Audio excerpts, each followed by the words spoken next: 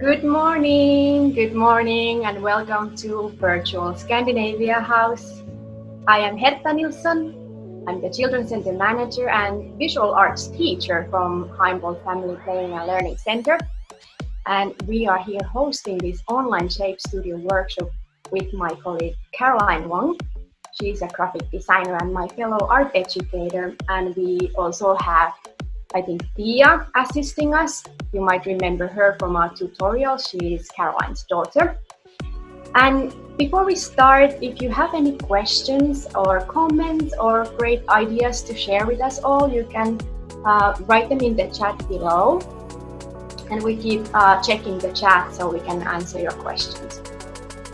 So Shape Studio is a program concept that we offer in the Children's Center on Saturdays for families with kids between 1 to 5. We set out a bunch of open-ended drop-in sensory and process art activities that kids can explore on their own pace and focus on things that excite them the most, so they can sort of choose what they want to do. We know that 1 and 5-year-olds have really different skill sets, and sometimes it's really difficult to bring in crafts and workshops that suits all of the age groups. But in process art, you can kind of work on a similar sort of art project for all ages, and it's a lot of fun. And then kids work on the project how they work best. Sometimes kids, 5-year-olds might have a really wonderful skill set of scissor skills and using tools, but the babies are just eating the paint, so we have to be very careful what we offer. But with parents' assistance, usually it works out well. So in process art, what the Shape Studio is all about, kids explore and create through art activities and without really predetermined outcomes. So that's important, that we don't set too high expectations what the product should be. So we just concentrate on the process itself. So that's what it's all about, and about playing and enjoying yourself. So we are going to show you a few examples, couple of examples what we could do, what we have done in the Children's Center, and what you could do at home.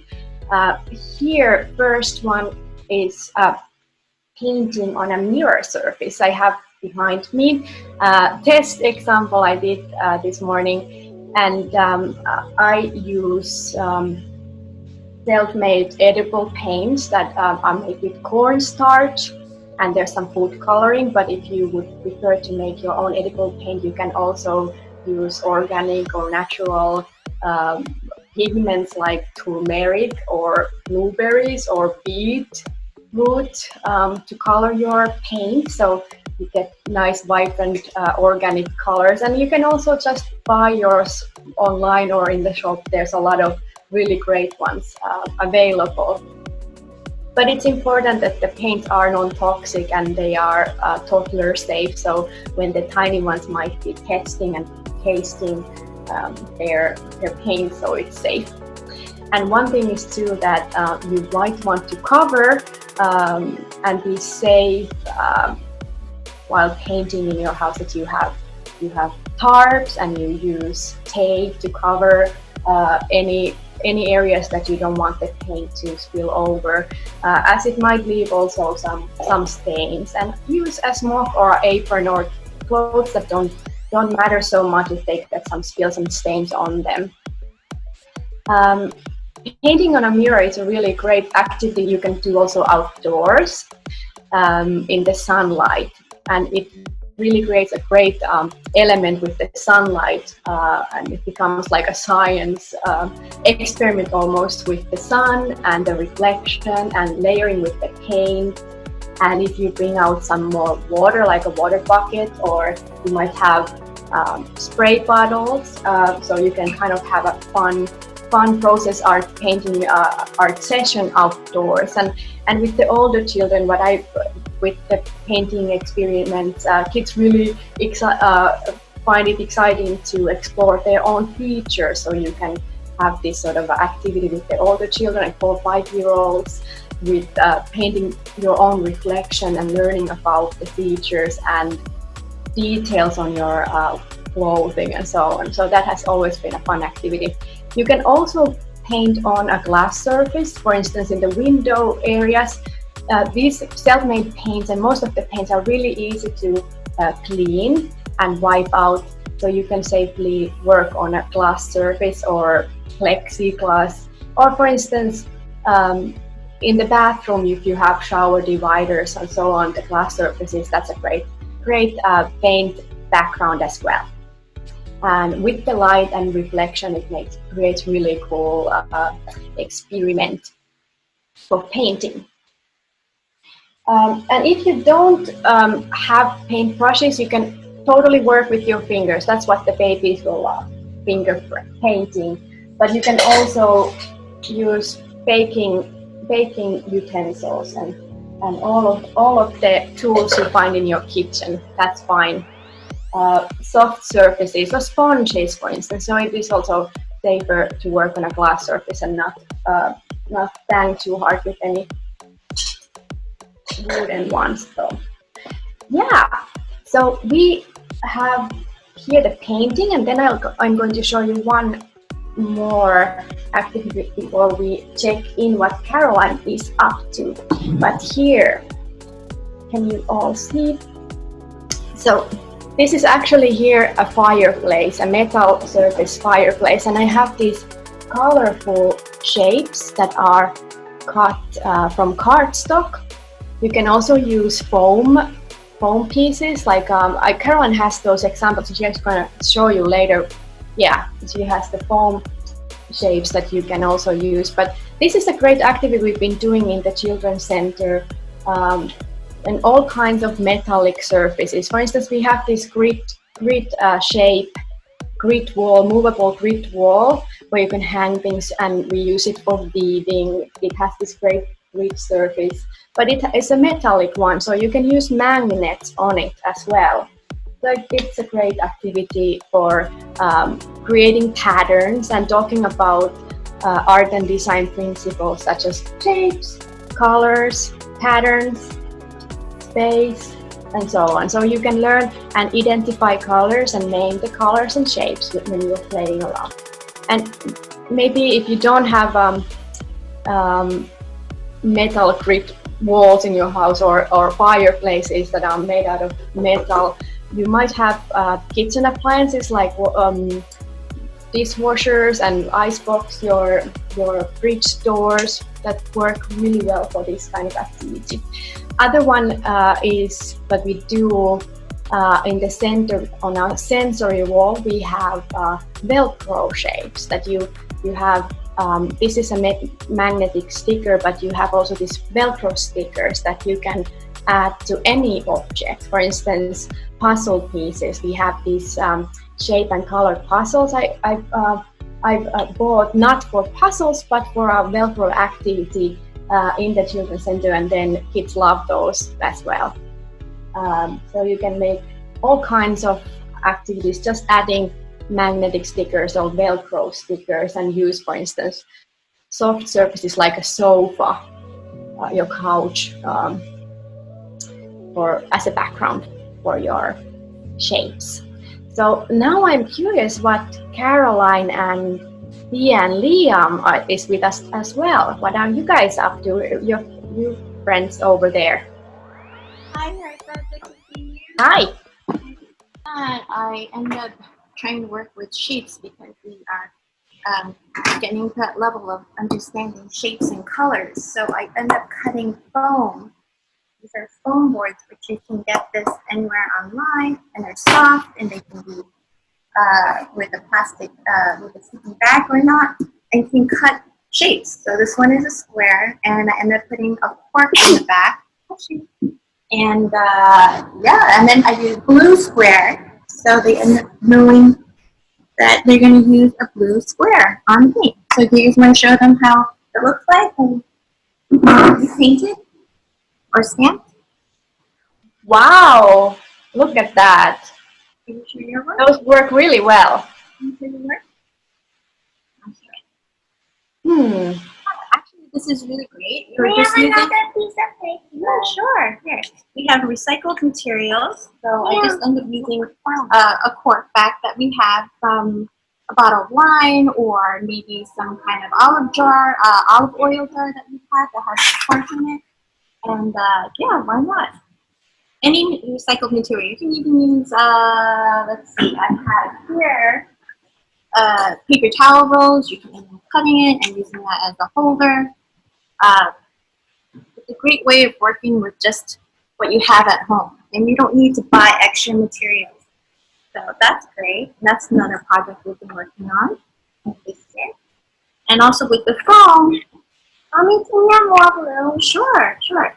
And also with the foam, you can also create shapes like zigzags and circles and rectangle shapes and let's do triangles, and have the kids, you know, placing them on paper and ask them to create maybe a house or a rocket ship. Or perhaps, do you have any ideas what you can create with all these shapes? Want to see? Fluffy is working on the painting, and Liam is going to be working on making a Minecraft world, because Minecraft is based on the world except with made all by squares. So I'm gonna make a little house, and the forest behind the house was just walls. So the good thing about working with shapes, you just work with toddlers and be repetitive, and it's a continuity thing that it's an everyday. We talk about squares and what we can produce and create squares together, and we can end up building a building from that. And then you can increase that level for older children and have them get creative in that sense and build from it. So this is not just a project for toddlers, but it's a great start for toddlers, and I love it. My kids love it. Sorry. Pia is really getting into the layering over there. And it's okay to get messy. I mean, Yes. we use children or water-based paint, so it's pretty safe, and you can just it washes off clothes, and kids, they sometimes they can't get messy when you get older. So why not get messy now? Exactly. Yeah, I love it.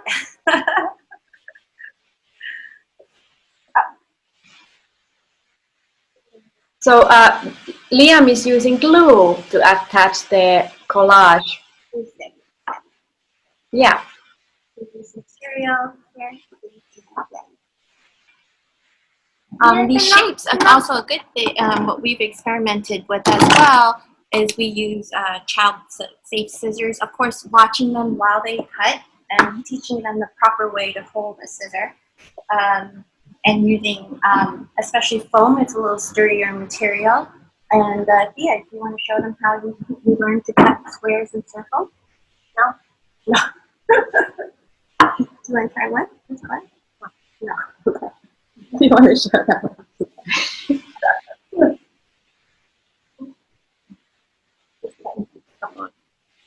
And it's all about practicing. And this is on the other. Oh.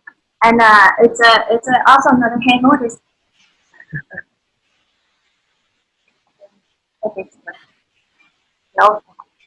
Yeah, the kids in Nordic countries, they start practicing tools and scissors very early on. And that was one thing for me as a Finnish art educator when I started working in the children's center, that we discussed this, what is age appropriate, and we have different kinds of views on that in different cultures as well, it seems.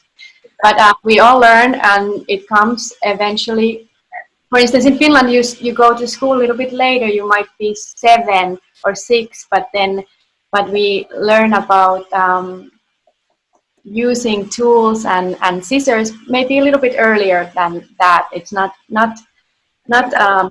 I agree with you. You learn to manage yourself when you start early. It is. It's I mean, I'm a big fan of having when Liam was younger and he just to hands-on using scissors. I mean, as long as I'm around and I can guide them, why not? It's a good experience, and they feel confident, and they walk around holding the scissor properly, and they feel not confused, not understanding, or afraid. That was the key thing. Not to be afraid of using or being around materials. And you can end up creating so much more from that. Being even around sharp material, a tool, using a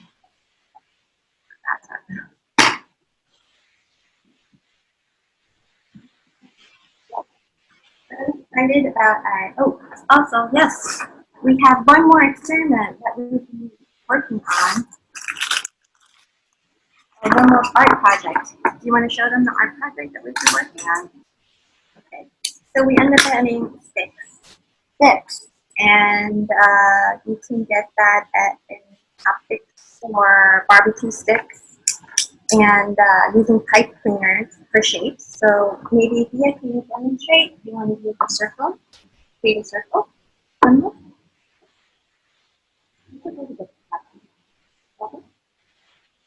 So using a form of a bottle because it's round, and discovering or creating the shape from the bottle. And also twist it. Shape from it, right?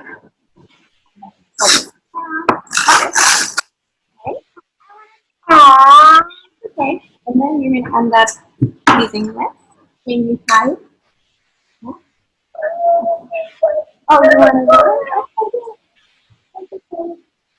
I just like oh. Okay. Yeah, I saw the example there too. You had the rainbow colors. Look at that. This is pretty easy. Yeah. What did you do with those wands? We use this. These are like magic wands that we created, or you can just, playful wands. They're pretty safe. We use them with what do you call it? Dishwashing soap that you can put on a plate, and you're folding it, and then you can actually make bubbles from it. Yeah. If you don't have tape like this, which not everyone wants to go out and buy tape. Yellow? Sure. What is it? Sure. If you don't have tape, we end up using masking tape, and that's pretty much in everyone's home. Masking tape, and if you're painting your wall, you have painter's wall tape. So these are only some materials that you could actually have at home. But if you end up having just masking tape, that's okay, because you can use crayons and color the masking tape, or have your child color a masking tape. And there you go. Right. And that will take some time. And then the pipe cleaner is just something to hold. And it's such a fun way of just spending time. And kids love bubbles and getting messy. And you just dip it into your bucket or your plate and then you blow. And it's pretty successful. We tried it a few times. And it works. So it's something I would highly recommend. It's another way of talking about shapes as well. I mean, a bubble, that's the shape of a circle. A bubble is the shape of a heart. A shape of a star. Another star. Great. It's pretty easy. It's all about just giving yourself some time, feeling comfortable in your home, using what you have at your home, and just being creative. But you don't even have to follow what we have right here and make something your own.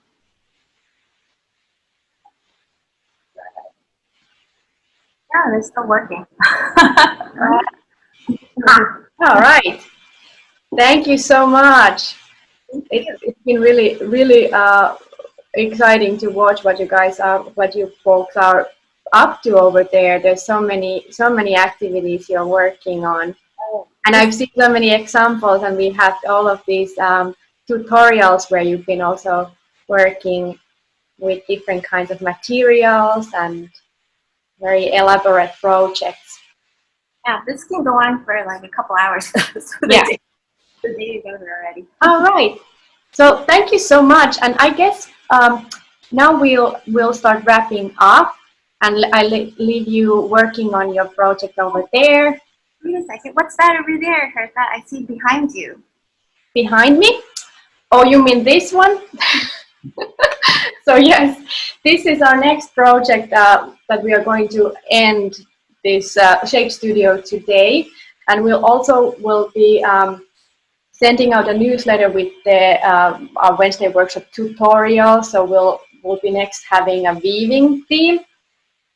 And weaving is something we've done in different ways in the Children's Center, in our different workshop Saturdays, and you can kind of think about it as making your weaving project from anything in your house, like furniture or using doorways. You don't have to have a one tiny loom, but you can actually make your whole place into a fun, like a craft studio and a weaving experiment, and take that process art perspective to weaving as well, that we don't have to worry about the outcome. We can have fun and test out the technique. That is very simple, actually. You can do that with the tiny ones as well. We have this sort of mantra that we keep repeating. It's over, under, and then the other way back, under, over. I have here an example materials we might use in our weaving project. It's just cardstock, paper, strips, or then you might use textiles, fabrics, and then we have yarn. And this is an old chair with these beam structures that work well for the warp threads. If you don't have beams like this or grid surfaces in your house, you can also make the warp by using, for instance, yarn to tape the warps and get the structure, and then just test out very, very simple weaving. Under, over. And here's the first one. And the other way around. Under, over. And that's it. And it can be fun. And with yarn, continue even more layers. And you can identify also woven textures in your and structures in your home, like rugs, for instance, the rug or textiles you're wearing, and see how textiles are made. And it's a really great discovery. So thank you so much for joining us today. We have our Wednesday workshops in the newsletters we send out every Friday. We'll continue in the fall with more programming, so keep an eye out for virtual Scandinavia House programs. And on our website, scandinaviahouse.org, we'll have in our event calendar more programs for kids and families and grown-ups as well. Thank you so much and enjoy your summer. Bye.